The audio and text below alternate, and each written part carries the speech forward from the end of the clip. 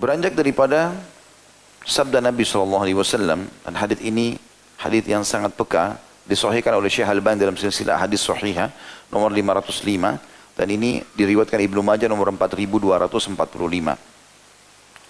Kata Nabi SAW, niscaya aku akan melihat beberapa kaum dari umatku.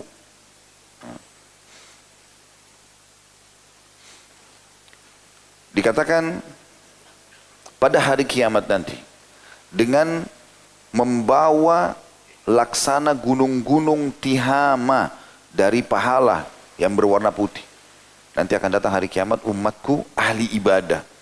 Pahalanya bergunung-gunung, ya dia sholat, ya dia puasa, ya dia haji, ya dia sedekah, segala macam.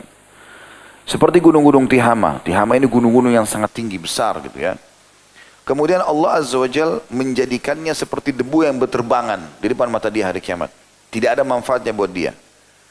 Lalu ada yang bertanya, wahai Rasulullah, jelaskan sifat mereka kepada kami. Siapa orang-orang ini? Bawa pahala bergunung-gunung hari kiamat, tapi akhirnya Allah hancurkan depan mata mereka, dibuat seperti debu yang berterbangan, artinya tidak akan ditimbang, timbangan amal, tidak ada manfaatnya bagi mereka.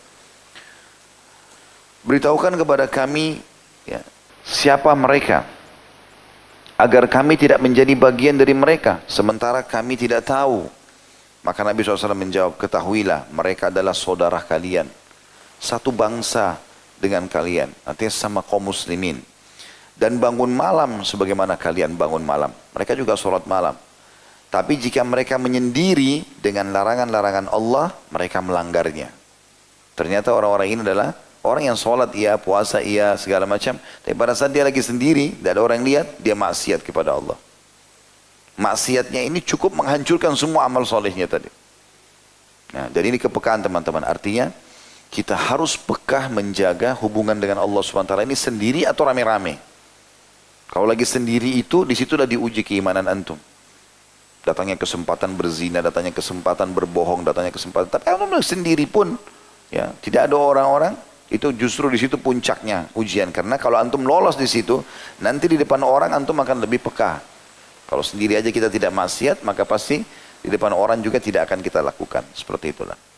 Jadi ini hadis yang sangat tegas mengingatkan kepada kita, ya, makna daripada firman Allah SWT dalam surah Isra, surah nomor 17 ayat 17.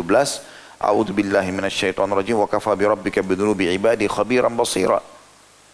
Dan sesungguhnya cukuplah Tuhanmu maha mengetahui lagi maha melihat dosa hamba-hambanya. Sayang banyak sekali orang di antara kita, ya, semoga Allah maafkan, mereka selalu berpikir kalau dia dilihat oleh anak kecil mau buat dosa, atau dilihat oleh orang yang dia kenal, atau bahkan dia tidak kenal, tiba-tiba dia berhenti bermaksiat. Dan dia tidak fikir ada zat yang sedang melihat dia, Allah Azza wa Jalla. Bagaimana seseorang teman-teman tidak peka dalam poin seperti ini? Dia bisa berbuat maksiat, sementara dia tahu sebenarnya Allah maha mendengar, Allah maha melihat, Allah maha mengetahui, dan Allah amat keras siksaannya. Bagaimana orang mengetahui ini semua baru dia langgar gitu kan?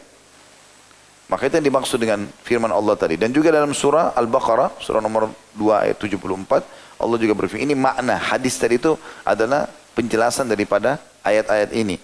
Wa mallahu bighafirin amma ta'malun. Allah tidak akan pernah lalai terhadap apa yang kalian kerjakan. Tidak mungkin luput dari Allah hukuman terhadap dosa itu, dan juga balasan kebaikan bagi orang-orang yang beribadah.